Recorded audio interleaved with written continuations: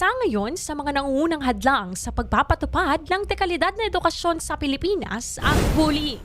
Base sa Second Congressional Commission on Education o EDCOM-2 kung saan bahagi ng pag-aaral ay ang bullying sa mga paaralan.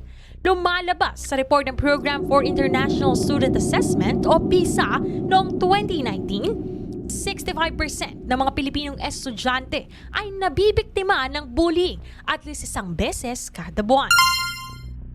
Kaugnay nito, sa City of San Fernando, Pampanga, tututukan din umano ito ng lokal na pamahalaan upang mabawasan o tuluyan ng mawala ang insidente ng bullying upang hindi na rin ito maging hadlang sa pag-aaral ng mga bata. Number one problem is bullying. Ikit be. So sabi ko, pag-discuss kami rila ring educators kamo, sabi ko, siguro ako, pwede ba kasi tintamong GMRC pero balam etamo mapopokus ka rin. Kasi sabi ko, o tetamo umpisan, potang hanggang anak lang malati, itang nursery, prep, hanggang every year, kakabikitang values.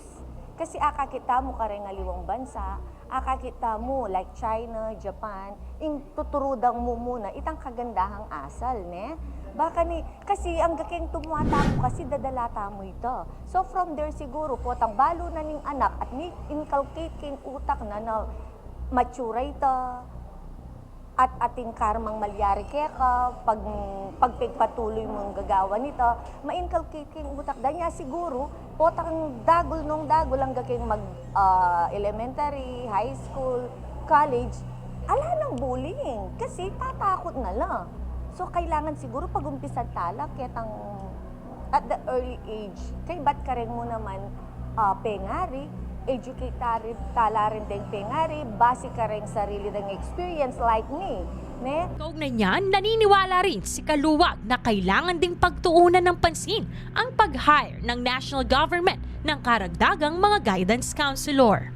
Pinangmamela ni Nandin na dapat sana pagtuunan tayong pansin mo naman. Tauling bala mo yung yang malalakwan mo naman itang nakalupak kaya katamo kenin itamo mo kening San Fernando yata nung may kiramdam tamo nandin kang Mamela ni na matas tamong magpasweldo kareng kaya katamong daycare teacher So karetang guidance counselor kailangan pagtuunan ng pansin ng national government ita na pwedeng dagdagan la or itang makanta kasi mas baluda kaya sa kaya katamo at least ngini atinang may grace voice nung makanano kasi pota kasi ng educator ka balo mo nung nano yung improve pa at itamong manalbe akakita mo nung nano pa yung kapulangan na niya makanyang tamong voice out karela at ilang mag-recommend nung nano yung dapat nang i-implement. Ito ang inyong kasama sa pagbabalita, CJ Peñaflor ng Newsline Central Luzon. Kasama ka, ikaw ang bida!